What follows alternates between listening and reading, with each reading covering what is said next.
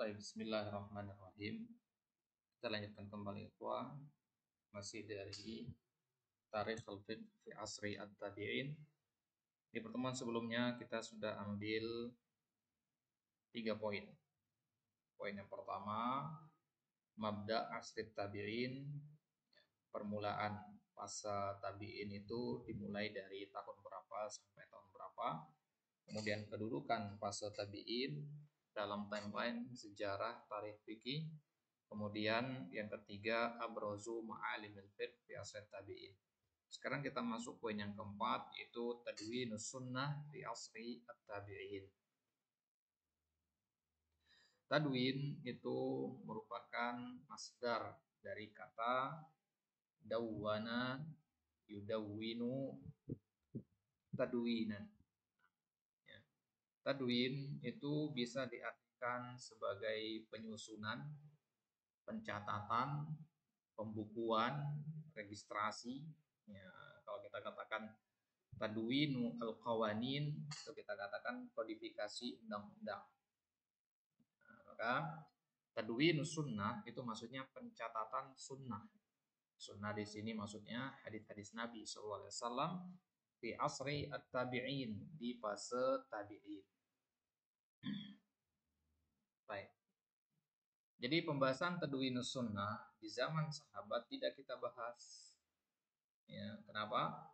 Karena memang di situ ya belum terkenal istilah tadwin itu. Para sahabat tidak butuh kepada yang namanya tadwinus sunnah di masa itu. Nah, tadwinus sunnah itu mulai bermunculan di masa selanjutnya, yaitu di masa tabi'in. Dikatakan di sini, lam takunis sunnatu awwalal amri mudawwanatan. Awal al-amri, sunnah itu tidaklah mudawwanah, tidak tertulis. Bahkan Nabi sallallahu alaihi wasallam qad naha ashabahu an kitabatil hadis. Ya, karena Nabi sallallahu alaihi wasallam melarang para sahabat untuk menulis hadis. Nah, ya, katanya Nabi SAW mengatakan hapus dia. Ya, uktub saja dariku Al-Quran, kata Nabi. Ya, tulis yang dariku Al-Quran saja. Akan tapi kalau berbentuk hadis-hadis maka hapus. Ya. Nah, karena adanya larangan inilah kemudian para sahabat tidak menulis hadis-hadis Nabi SAW. Hanya bermodalkan hafalan saja. Nah, kemudian fi akhiril ahdin nabawi rufi'a hadzal khadar. Di akhir-akhir hayat Nabi, perkara ini diangkat. Tadinya larangan itu, ya, yang tadinya larangan sekarang sudah diangkat oleh Nabi SAW. Ya, apa buktinya? Wa yashhadu lidzalika amrun Nabi sallallahu alaihi wasallam ashabahu bi fathi Makkah bi an yaktubu li Abi Syah wa iqraruhu li sahifah Abdullah bin Amr bin Al-As illa anna hadhil kitabat kanat mahdudah lam takun tadwinan aman. Ada isyarat dari Nabi SAW di Fathu Makkah memperbolehkan untuk menulis hadis, yaitu ketika Nabi SAW memerintahkan para sahabatnya untuk menulis hadis untuk Abu Syah, orang namanya Abu Syah yang tidak hadir ketika Fathu Makkah. Wa iqraruhu sallallahu alaihi wasallam li sahifah Abdullah bin Amr bin As. Begitu juga iqrar Nabi SAW terhadap sahifahnya Abdullah bin Amr bin As. Nah, ini kisahnya panjang di situ. Illa anna hadhil kitabat, tetapi tulisan-tulisan ini kanat mahdudah, ini terbatas. Ya, terbatas hanya untuk orang-orang tertentu, contohnya Abu Syah tadi, atau tulisannya Abdullah bin Amr bin As. Ini terbatas. Lam takun tadwinan aman. Ya, bukan penyusunan hadis secara umum. Tapi dari situ sudah ada isyarat bahwasanya boleh hadis. Nah, ya, itu pun setelah Al-Quran itu sempurna turun. Istamarul amru fi ahdi sahabah falam tudawwan as-sunnatu tadwinan aman. Begitu seterusnya, di zaman para sahabat itu sunnah itu belum dibukukan dengan umum. Di annan nas lam yazalu hadithi ahdin bil Quran. Karena manusia masih belum familiar dengan Al-Quran. Kaum muslimin secara umum ya, karena banyak orang-orang yang baru masuk Islam. Hadithi ahdin bil Quran artinya baru-baru mereka mengenal Al-Quran. Al-Quran itu belum kokoh di hati-hati mereka. Ya. Karena Islam luas sekali wilayah kuasanya kala itu. Walau duwinatis sunnah lam yu'man antal tabisa bil Qur'an inda katsir minhum. Seandainya sunnah dibukukan di zaman sahabat, maka itu akan berpotensi untuk tercampur dengan Al-Quran. Karena Al-Quran saja mereka belum kokoh, apalagi kalau ditambah dengan sunnah, ya, khawatirnya mereka nanti tidak bisa bedakan mana yang sunnah, mana yang Al-Quran. Baik, itu di zaman sahabat. Bada'at malamihut tadwin tadharu fi ahli sahabah. Kemudian fenomena pembukuan sunnah ini mulai muncul ya di fase sahabat, memang munculnya di fase sahabat penyusunan buku atau kitab-kitab sunnah itu. Akan tetapi min khilali iddati suhufin wa kutubin, hanya berbentuk lembaran. Kalaupun ada buku ya sedikit sekali jumlahnya. Misalkan Sahifah Abu Bakar ya, itu pun terbatas temanya, hanya dalam faraidis shadaqah ya, berkaitan dengan zakat-zakat saja di situ. Jadi hadis-hadis Nabi tentang zakat ada di situ. Bagaimana tentang haji? Nggak ada. Nah, baru tema-tema tertentu doang. Nggak ada satu kitab yang mengumpulkan semua hadis Nabi dalam tema berbeda-beda. Gitu. Yang seperti Sahih Bukhari, Sahih Muslim belum ada. Itu di zamannya sahabat. Baik. Lantas bagaimana zaman tabi'in? Bihululi asri tabi'in intasyarat kitabatul hadis. Dengan tibanya fase tabi'in, munculnya fase ini, tersebar yang namanya penulisan hadis kala itu. Wa asbahatil kitabatu amran mulaziman li halaqatil ilmi muntasyirah fil amsari anada. Maka menulis itu adalah suatu keharusan di setiap halaqah-halaqah ilmi yang tersebar di masa itu.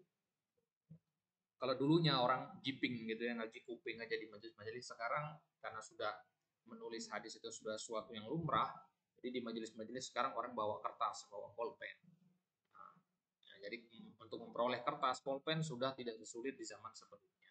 Sehingga bahkan di zaman itu ya, siapapun yang hadir ke majelis pasti identik dengan kertas dan pulpen. Nah, ya, untuk mencatat.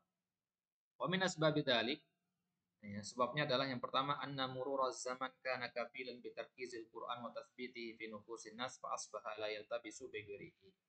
Berlalunya zaman itu bertugas untuk mengokohkan Al-Qur'an di dalam hati-hati manusia agar tidak tercampur dengan dengan yang lainnya. Zahabul katsir min hamalatil hadis fil futuhat wa dhuhurul kadibi fil hadis maka kitabatu hifdzan lis sunnah. Ya, penyebab kenapa juga banyak orang menulis hadis di zaman itu adalah karena banyak sekali para hamalatil hadis, pembawa-pembawa hadis, itu para penghafal hadis yang wafat di Al-Futuhat, pembebasan-pembebasan, ketika membebaskan kota Mesir, membebaskan Irak dan sebagainya. Dalam peperangan-peperangan itu banyak para penghafal hadis yang wafat. Juga banyak muncul al-kadhib, para pendusta. Itu sudah banyak orang-orang yang berdusta, bikin-bikin hadis itu banyak. Nah, maka menulis hadis itu bentuk penjagaan terhadap sunnah. Baik. Yang ketiga, tawassu' daulatul Islam, meluasnya negara-negara Islam, wa dukhulu a'raqin mukhtalifatin fi, dan masuknya orang dengan latar belakang yang berbeda-beda, dengan suku yang berbeda-beda. Al-amrul ladzi natija anhu qillatut tabat fi naqli sunnah. Ya, maka muncullah ya suatu perkara, yaitu qillatu ad-dabat. Ya, rendahnya dobit seseorang, kredibilitas seseorang dalam menukilkan sunnah. Tidak semua orang sekarang hafalannya kuat. Gitu. Nah, apalagi yang sekarang sudah berbagai macam suku ada dalam Islam itu. Yang berbagai latar belakang orang ada dengan kebudayaan berbeda-beda di situ. Nah, sehingga jarang ditemukan ada orang yang dobit ya dalam masalah penukilan sunnah ini. Kemudian yang keempat, intisyarur riwayat watul asanid, menyebar yang namanya riwayat-riwayat dan sanad yang panjang, sehingga ya untuk menjaga hal-hal yang seperti itu kan riwayat itu banyak. Ya, tadinya sanad hadis itu cuma satu, sekarang bisa jadi 3, 4. Sanadnya semakin panjang sehingga butuh dijaga dalam kitab sanad itu dicatat. Harus ada pembukuannya gitu. Baik. Awalu tadwinin rasmiyin am sunnah an-nabawiyah fi zaman al-Khalifah al-Umawi Umar bin Abdul Aziz alladhi kataba ila Abi Bakar bin Hazam wa ila Ibn Syihab az-Zuhri ya'muruhum bitadwin sunnah. Nah, penulisan resmi yang umum itu malah ya, untuk mengumpulkan hadis maksudnya ya, pembukaan hadis itu malah terjadi di zamannya Khalifah Umar bin Abdul Aziz, Khalifah Umawi. Ya, ya, zaman Khalifah Umar bin Abdul Aziz. Ya, yang mana ya beliau itu Khalifah Umar bin Abdul Aziz itu ya, kalau nggak salah tahun berapa deh? Abad ke-6 kalau nggak salah. Ya, abad ke-6 ya. Nah, abad ke-6 ya, bayangin itu jauh sekali itu. Ya, jauh sekali beliau ininya. Nah,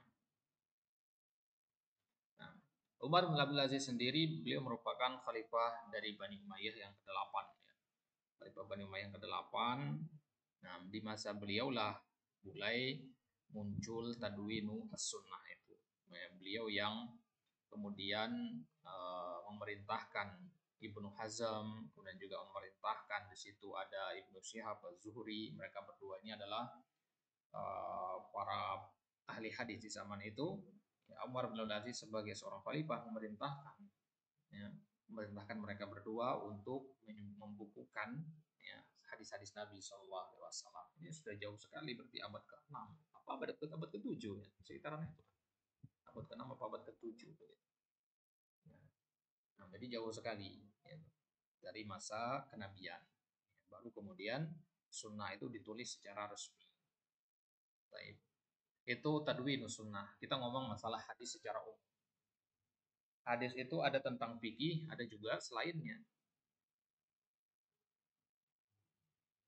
Nah, jadi tadwinul fiqhi fi asri tabi'in, penyusunan atau pembukuan ya, fikih di masa tabi'in. Bisa kita lihat di sini dikatakan lam yansyatul ulama fi hadzal asr fi jam'i ara'ihim al-fiqhiyah fi musannafat al-khas. Nah, jadi para ulama di fase tabi'in ini mereka tidak bersungguh-sungguh untuk mengumpulkan pendapat-pendapat fikih mereka dalam kitab-kitab tertentu. Harus bedakan dulu ya tadwin sunnah sama tadwin fikih. Tadwin sunnah itu pengumpulan hadis-hadis Nabi. Kalau tadwin fikih itu pengumpulan pendapat-pendapat atau fatwa-fatwa fikih mereka di dalam kitab tertentu. Disailum. Wa inna ma baqiyat mabsusatan fis sudur yang puluha anhum at-talamin. Nah, pendapat-pendapat fikih dari para tabi'in itu, dari para imam-imam itu tersebar mabsusah bimana muntasyirah fis sudur di dalam hafalan para murid. Ya, yang para murid ini kemudian yang menukilkan. Inilah disebut dengan riwayat. Nah, kalau dikatakan misalkan riwayat dari Sa'id bin Jubair mengatakan ini mubah, misalkan. Nah, itu namanya pendapat fikih yang dinukilkan oleh murid beliau. Nah, jadi Sa'id bin Jubair misalkan atau ulama-ulama tabi'in yang lain, mereka tidak punya kitab spesifik yang membahas atau yang mengumpulkan pendapat-pendapat fikih mereka di dalam kitab itu. Belum ada itu. Nah, para ulama belum fokus ke situ di kala itu. Jadi ilmu masih kala itu disampaikan secara tradisi lisan, ya, lewat lisan saja, tradisi oral.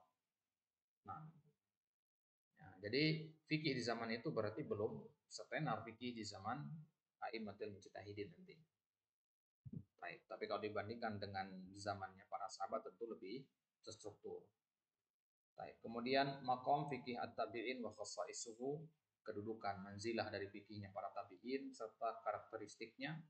Iktasa asrut tabi'in bi ahammiyatin balighah. Iktasa bermakna tertutupi atau menyelimuti. Fase tabi'in itu terselimuti oleh kepentingan yang besar. Artinya sangat penting.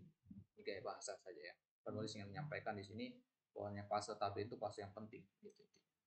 Wahum halaqatul wasli allati naqalat ulum as-sahabah ila al-jail alladhi syahida ta'sis al-madahib al-fiqhiyah. Nah, jadi fase tabi'in ini kita bisa analogikan mereka itu adalah mata rantai yang menyambungkan antara ilmunya para sahabat ke generasi selanjutnya, yaitu generasi ya al-madahib al-fiqhiyah. Nah, jadi Imam Ahmad, Imam Malik, Imam Abu Hanifah, ya, Mereka itu kan semua fasenya setelah fase tabi'in, kecuali Imam Abu Hanifah ya, beliau ya, masuk ke beliau juga pernah bertemu dengan beberapa kalangan sahabat, berarti beliau masuk tabi'in juga. Nah, artinya bahwasanya fase tabi'in ini adalah fase yang mengantarkan ilmunya para sahabat kepada generasi selanjutnya. Yang mana generasi selanjutnya adalah generasi yang menyaksikan bagaimana mazhab fikih itu dibangun. Wa aqwalut tabi'in muqaddamatun ala aqwalin mandunahum. Dan ucapan para tabi'in itu tetap lebih dikedepankan, lebih diprioritaskan daripada ucapan orang-orang yang berada di bawah mereka. Maksudnya tabi'ut tabi'in. Nah, tapi kalau dibandingkan dengan sahabat, tentu para sahabat yang dikedepankan. Littaqarbi baina fiqhi wa fiqhi sahabat. Kenapa ucapan para tabi'in itu lebih kita kedepankan daripada ucapan tabi'ut tabi'in? Karena adanya kedekatan antara pemahaman mereka, ilmu mereka dengan ilmu para sahabat. Kita tidak menafikan kedekatan zaman. Kedekatan zaman itu kan berarti banyak, ya, ya konsekuensinya besar. Wa tatamatsalu ahmiyatu ad-daur alladzi qamu bihi fi nahiyatain. Kenapa fase tabi'in atau fikih di zaman tabi'in itu penting? Bisa kita lihat pentingnya itu dari dua sisi. Sisi yang pertama, mereka itu jam'u wa hifdzu ma ruwiya 'anil Nabi sallallahu alaihi wasallam min ahadits. Mereka selain semangat mengumpulkan hadis, mereka juga menghafalkan apa yang diriwayatkan dari Nabi sallallahu alaihi wasallam. Hadis-hadis itu diriwayatkan.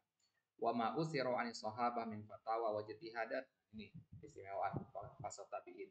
Mereka juga menghafalkan asar-asar dan fatwa-fatwa para sahabat. Ijtihad-ijtihadnya para sahabat itu dihafalin sama mereka. Nah, tapi kalau fase sahabat, sahabat itu hanya menghafalkan hadis-hadis Nabi saja. Ya, hadis-hadis Nabi dihafalkan itu sudah banyak sekali. Dan tabi'in ya, itu tidak hanya hadis, tapi juga fatwanya para sahabat. Jadi makin ke bawah, tanggung jawab generasi itu makin besar untuk menjaga ilmu itu. Baik.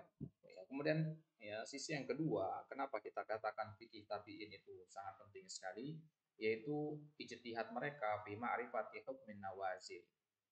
Ijtihad mereka yang besar dalam mengenali hukum-hukum nawazil. Hukum-hukum nawazil itu maknanya adalah hukum kasus-kasus kontemporer.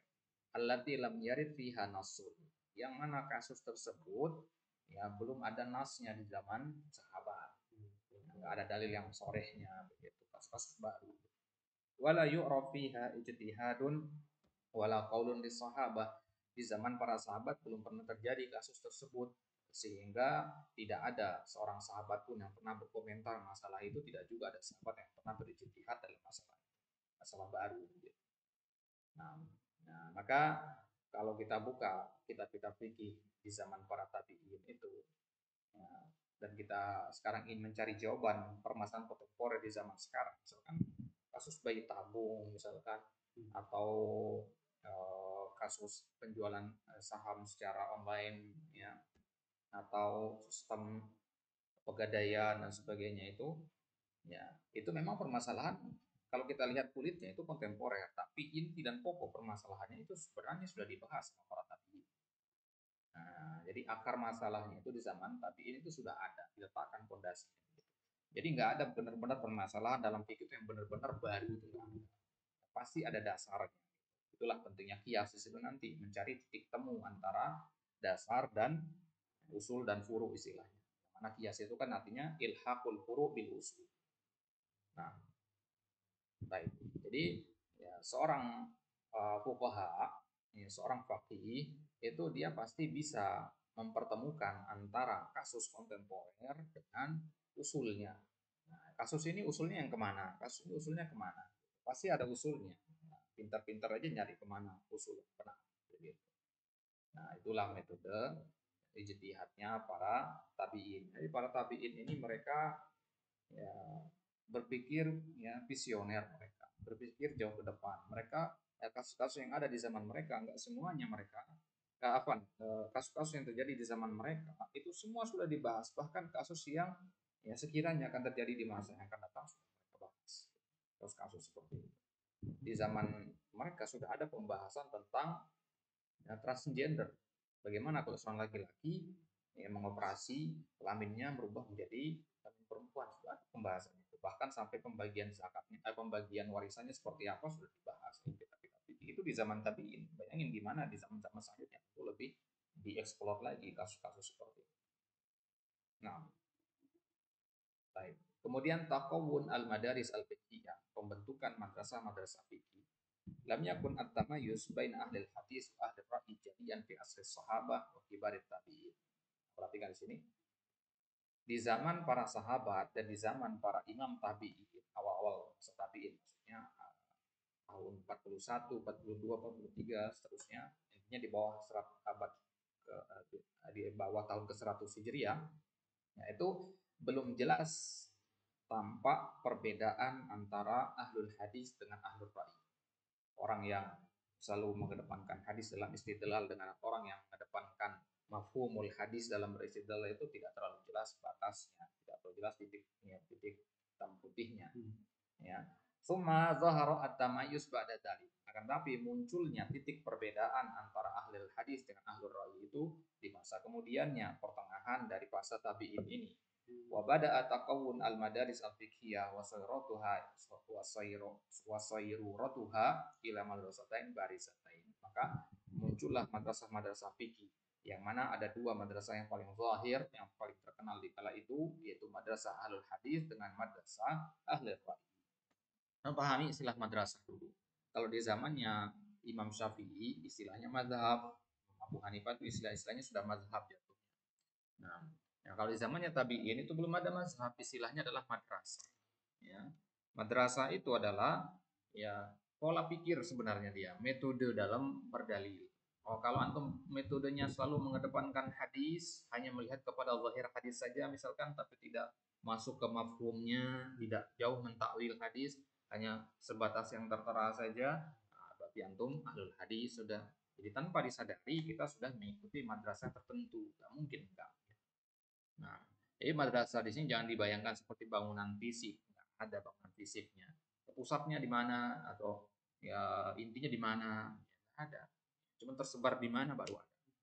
Begitu juga madrasah ahli ra'i, sesuai dengan namanya, bukan berarti ini antum samakan dengan ar-ra'i al-madmuh, tidak. Ar-ra'i al-mamduh di sini, ra'i yang benar maksudnya. Karena itu ada dua, madmum dan mamduh. Ini mamduh. Nah, jadi madrasah ahli ra'i bukan berarti lebih buruk daripada madrasah ahli hadis, dua-duanya berarti, ya, dua-duanya benar. Ya, dua-duanya benar sesuai dengan konteks masing-masing tentu. Baik. Watal taki hatani al-madrasatani inda nuqtati ta'zim syara' wa siyanati hurmatin nas.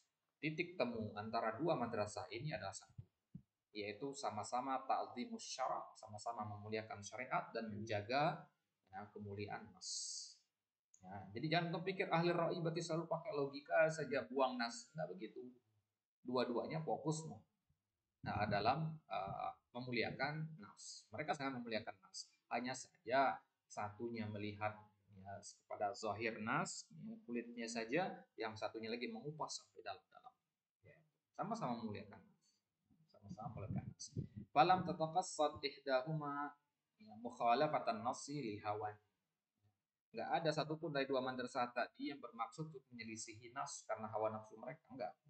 Au muhalafatur ra'yi li jahlin wa'iyyin, atau mereka ya menyelisihi ra'yi ya karena jahil ya, atau sebaliknya ya dengan sadar misalkan enggak. Wa inna ma kana maqsad kulli wahidah bulughul haq wa tahqiqu muradis syara' qadra ma tastati. Tetapi tujuan dari dua madrasah ini adalah sama-sama untuk bulughul haq, sampai kepada kebenaran itu sendiri. Puncak dari tujuan kita adalah ya untuk mengetahui mana yang benar dan mana yang kurang tepat, serta tahqiq muradas syara', merealisasikan dan mempraktekkan apa tujuan dari syariat. Qadra ma tastati, sesuai dengan kadar kemampuan. Nah, jadi jangan ya madrasah ahli hadis merasa lebih baik daripada madrasah ahli ra'i, atau sebaliknya madrasah ahli ra'i merasa dia lebih baik daripada madrasah ahli hadis. Bahkan terkadang nggak mungkin ada satu orang yang seumur hidupnya hanya pada satu madrasah. Kasus ini dia pakai madrasah ahli hadis, kasus yang lain dia pakai madrasah ahli ra'i.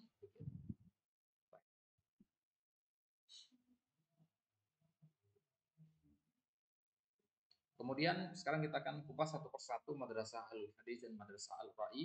Kita mulai dari madrasah alal hadis. Markazuha, markasnya di mana? Artinya titik awal penyebarannya di mana?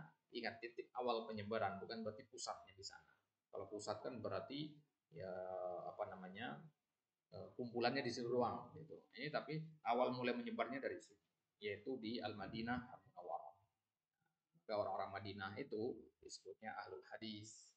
Ya, karena memang hadis kan di situ. Nah, maka ya imam ahlul hadis itu imam siapa? Ya, Imam Malik. Ya, Imam Malik karena beliau imam Darul Hijrah. Ya, karena beliau menetapnya di Madinah. Mumayyazatuha, ya, mumayyazatnya, tapi kita ngomong masa tabi'in. Ya, kalau kan belum masuk sih. Ya. Karakteristik madrasah ahlul hadis atau pembedanya dengan madrasah ahlul rahiyah adalah syiddatu inayatiha bil ahadis. Mereka tuh sangat-sangat perhatian sekali dalam masalah hadis. Wa tamyizu sahihiha min saqimiha. Mereka tuh sangat menekankan pentingnya membedakan hadis sahih dengan hadis yang tidak sahih. Hadis yang bermasalah sama yang tidak bermasalah. Nah, jadi berarti ilmu mustalahul hadis itu sangat ditekankan. Jadi kalau antum ingin ya, belajar di Al-Madinah Al-Munawwarah bahkan sampai sekarang ya, ya banyak pusat-pusatnya di sana, lembaga-lembaga pengkajian hadis itu di situ di apa namanya bahkan Imam Al-Albani kan, Syekh Al-Albani kan di situ. Apa namanya beliau ulama untuk mengkaji hadis karena memang banyak sekali ulama hadis sampai masa sekarang. Ya, mufti hadis itu banyak sekali. Ya, apa namanya para perawi hadis sangat musnid ya. Baik. Abrazu man tasyakkalat ala yadihi minas sahabah Abdullah bin Umar. Siapa tokoh yang paling terkenal yang membentuk madrasah ahlul hadis? Ya, sebenarnya dia tidak struktural sebagai suatu organisasi tidak. Ya, tapi kalau kita lihat kepada sejarahnya, tokoh terdepan ya, yang menggaung-gaungkan dan mengajarkan hadis itu adalah Abdullah bin Umar. Ya, dari kalangan sahabat. Nanti ketika Ibnu Umar wafat pada tahun 74 Hijriah, nah disitulah mulai masuk ke masa A'immatu al-Mujtahidin, itu mulai muncul benih-benihnya. Nah, ya, jadi Ibnu Umar ini kan dari kalangan sahabat. Nah, murid-murid beliau lah yang kemudian menjadi ya, pembesar ahlul hadis dari kalangan tabi'in. Siapa contohnya? Salim ibnu Abdullah. Salim maula ya Hudzaifah. Ya, Salim ya ini apa namanya belajar dari Ibnu Umar. Ya. Begitu juga Ibnu Umar, Salim Ibnu Abdullah Ibnu Umar was-Zuhri. Ya, Salim Ibnu Abdullah Ibnu Umar anak dari Ibnu Umar was-Zuhri. Begitu juga Al-Imam az-Zuhri. Ini kan imam-imam besar. Ya, mereka kemudian menjadi pembesar madrasah ahlul hadis ya, di Madinah. Baik. Jadi madrasah fikih ya, yang menyebar di Madinah di masa tabi'in itu adalah madrasah ahlul hadis. Baik. Ya, ini ringkas saja ya.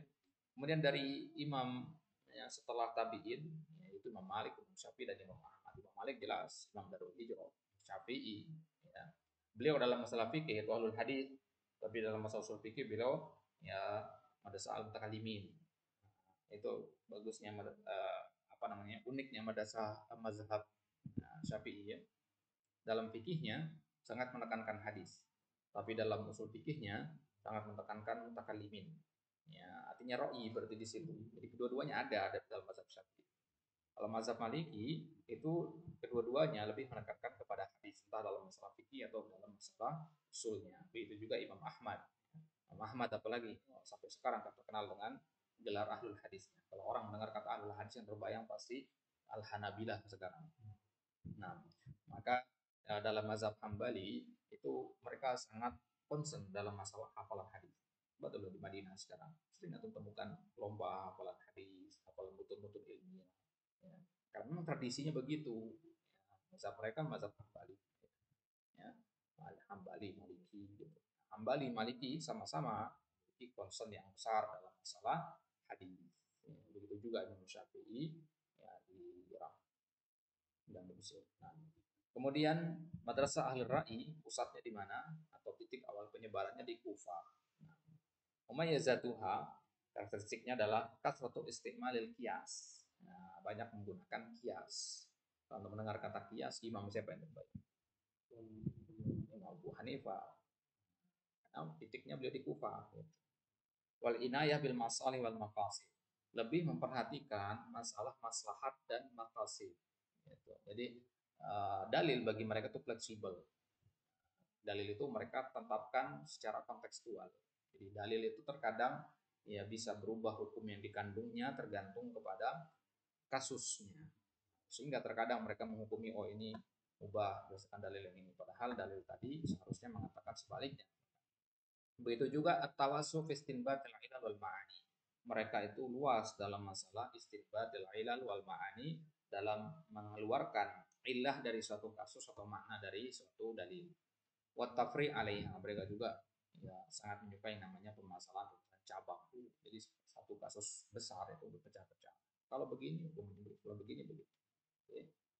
Ahlul Ra'y itu kalau secara ini sama-sama sulit sebenarnya. Ahlul Ra'y, Ahlul Ra'y sama Ahlul Hadis. Ahlul Hadis antum harus kuat hafalan dan ilmu hadis antum tentunya. Ahlul Ra'y antum harus kuat usul fikih antum. Nah, kalau usul fikih itu kan daya nalar yang dilatih ya. Kalau hadis itu yang dilatih selain hafalan ya pemahaman juga. Sama-sama daya nalar sebenarnya, tapi lebih lebih ditekankan pada madrasah al-ra'i itu pada daya nalar. Nah, kemudian siapa yang paling menjadi punggawa di madrasah al-ra'i dari kalangan sahabat? Ibnu Mas'ud, karena beliau yang menetap di Kufah. Nah, Ibnu Mas'ud ya, beliau menjadi gurunya para sahabat atau para tabi'in di Kufah. Dari kalangan tabi'in ada Ibrahim An-Nakhai. Nah, dikatakan An-Nakhai nanti di kitab-kitab fikih, ini maksudnya Ibrahim An-Nakhai. Baik. Kemudian dari kalangan imam ba'da tabi'in itu Imam Abu Hanifah. Nah, dari 4 mazhab itu Imam Abu Hanifah yang terkenal dengan apa namanya kiasnya yang kuat. Abu Hanifah kiasnya kuat sekali. Nah, makanya ya, contoh kasus misalkan yang sudah kita ambil di kitab Bidayatul Mujtahid kemarin, kasus yang pertama adalah apakah niat itu syarat sahnya wudu. Nah, Imam Abu Hanifah kan menyelisih jumhur di situ, dan Ats-Tsauri mengatakan bahwasanya ya, bukan syarat sahnya wudu niat itu. Kenapa? Karena beliau mengkiaskan di situ kan, kias pakai beliau. Beliau mengkiaskan bahwasanya wudu itu kiasnya dengan ya, bersuci. Ya, berarti dia bersuci itu kan ibadah yang ya gue rumah doh ya, atau makulatul makna. Nah, wudu itu makulatul makna, sama-sama membersihkan. Nah, nah, maka kalau pendapat Imam Abu Hanifah yang menggunakan ro'i seperti itu, kita bantahnya juga dengan ro'i. Nah, contohnya bantahan kita di Bidayah kemarin kita katakan kalau seandainya ya apa namanya wudu itu dikatakan sebagai ibadah yang makulatul makna, lantas kenapa yang dibasuh adalah anggota tertentu saja? Kenapa bukan tempat-tempat yang kotor yang dibasuh? Gitu kan? Ya, ketika kita buang angin misalkan, kenapa yang dibasuh malah ya tangan, wajah, kaki? Seharusnya kan tempat keluarnya angin itu. Nah, ini kan kita bantah dengan kias juga. Baik. Nah, itu dia. Ya, ini ringkas sekali tentunya kalau kita membahas ini tentang panjang lebar dari sejarah dan sebagainya. Madrasah al-Qa'i dan madrasah Ahlul Hadis ini. Ini hanya sekedar sekilas, sangat-sangat ringkas sekali. Ya, silakan untuk merujuk ke kitab-kitab yang level selanjutnya. Ini untuk biar ada gambaran saja. Setidaknya untuk tahu bahwasanya di zaman tabi'in dulu ada dua madrasah fikih, madrasah Ahlul Hadis dan madrasah Ahlul Ra'i. Madrasah Ahlul Hadis itu titik pula penyebarannya di Madinah, sedangkan Ahlul Ra'i titik penyebarannya di Kufah. Pembedanya apa? Karakteristiknya apa? Kalau Ahlul Ra'i itu mengedepankan kias, ya, Ahlul Hadis mengedepankan hadis. Ya. Para pembesarnya, ya, kalau Ahlul Ra'i itu Imam Abu Hanifah, kalau Ahlul Hadis itu Imam Syafi'i, Imam Malik dan Imam Ahmad. Baik, itu dia ikhwah insyaallah taala naktafi bihadza wa naltaqi insyaallah fil liqa'i al-qadim bismillah. Wa sallallahu ala nabiyina Muhammadin wa ala alihi wa sahbihi wasallam wa akhiru da'wana